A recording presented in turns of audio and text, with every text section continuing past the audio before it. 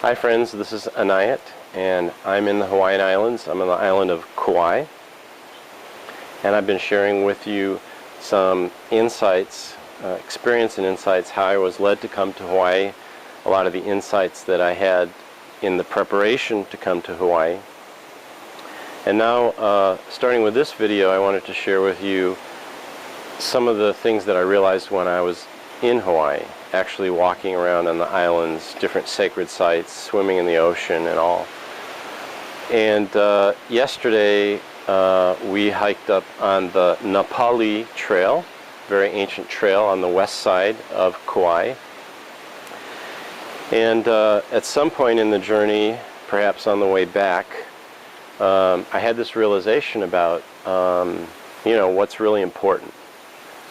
And as you would know from watching my videos, one of my core interests is in civilization, both ancient civilizations and the choice that we have to take our existing society, which is sort of disconnected from the planet, oil spills in the Gulf and science basically running amok and chemicals polluting everything, and you know the whole story. Those are not signs of a civilization. Those are signs of a society, of a group of people who are out of touch with the planet, who are basically disconnected from wisdom and from their own inner truths in order to be able to stand up and say enough is enough, So, I think that will happen, that we'll say enough is enough, and that there'll be major changes on the planet. But I think there's a lot of inner work that has to go on. And that's really what the purpose of my videos are, is to connect with people one at a time and to share with them an insight and to hopefully be a part of a resonance transference, to take what I've seen and connect with what you've seen, and together we build something that eventually grows and grows into a civilization. So hiking back from the Na Pali yesterday, it occurred to me that there are three things that are really most important. In my video on the Toltecs, I outlined a lot of outer evidences of what a civilization is: awareness of vibration, working with stone, life, cycles of life, all of that. And yesterday I kind of boiled those down to three things, which should be familiar, but were very clear to me. The first thing that's really important in life is that which supports life. So if there's something that doesn't support life, doesn't support clean water, clean air, health, those things should not be a part of our existence. We should say no. What we want to do is to be involved with and to promote things that support life. Things that support life and living and being able to breathe and have good food, all of that. The second really important thing besides supporting life is supporting the cycles of life. And this is a thing that we in the West are particularly challenged with, because we are sold as propaganda, really, this kind of linear time span, Big Bang, beginning of life on the earth, dinosaurs, caveman, and us as the pinnacle of all things. Everything before us was primitive, and we are just on the upward slope. There's never been an advanced civilization more creative or more intelligent than us. And same thing in our pseudo-mythic religions. Most of them, Garden of Eden, and things just get higher and higher, and we are at the top, and heaven, and that is really all that we have. I think it's a little more complicated than that. There are cycles of life. Cycles. And unless we pick up on this concept of cycles, we are lost. We are just wandering around like a blind person bumping into rocks and such. There's clearly a cycle of birth, growth, maturity, decline, and death. And we are so scared of death in the West that this prevents us from coming to the beauty of seeing death as some kind of return to another cycle.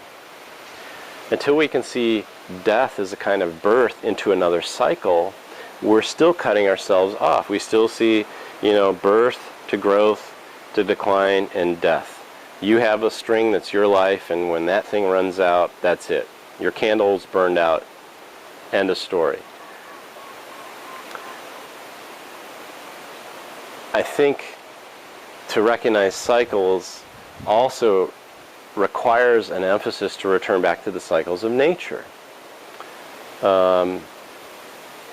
Really focusing on what is the earth doing in winter.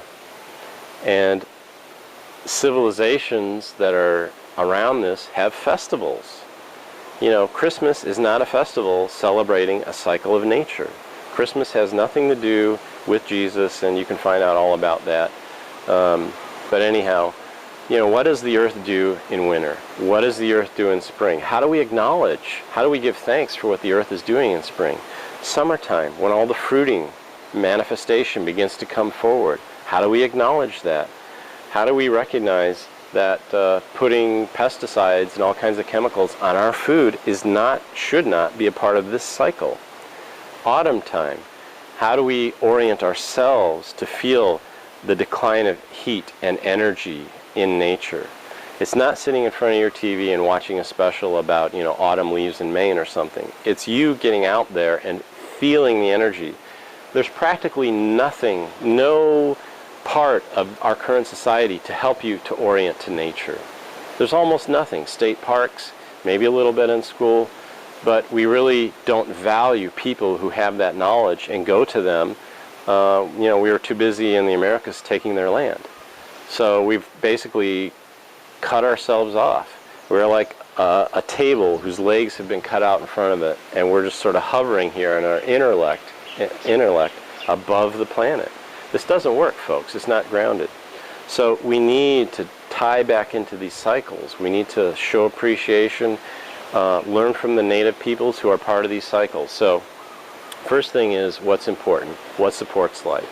Second is to recognize the cyclical nature of life and to observe and participate in these cycles of life. And once you have this as a base, then you can reach this third part, which is, to me, a strong focus of my work and my interest, which is, what is it that develops and supports consciousness? Sitting in front of the television does not support consciousness. It's just programming you, you get commercials, you need to buy things, you need to stay in this other sort of anti-loop of buy, want, and feel this temporary satisfaction. Why? Because you're disconnected from the planet and disconnected with the things that provide real satisfaction.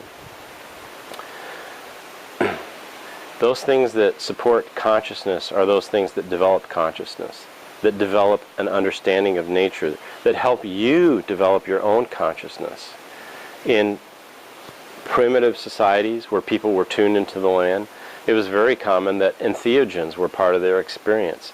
The ability to be in close connection and to ingest a plant substance or something else that would really clean you out, really show you what the magic behind nature is. We are so afraid of our own inner selves in the West that we've made all of this practically illegal. You know, the hippie movement opened this up, showed us, and the hippie movement just took what the ancient earth peoples had and made it popular. Oh, no, no, no. We can't do this because it threatens the systems we have in place, the bureaucracy, the elements of control, and all of this. And I'm not calling for revolution externally. I'm calling for revolution internally. I'm asking you to trust yourself, to recognize the importance of life, the cycles of life, and what is it in your own life that you feel supports your consciousness. Qigong, Tai Chi, acupuncture, Reiki, all of these alternative methods, I think they're growing and growing and growing. And when you participate in them, with them, you grow yourself. Thanks for listening in this video.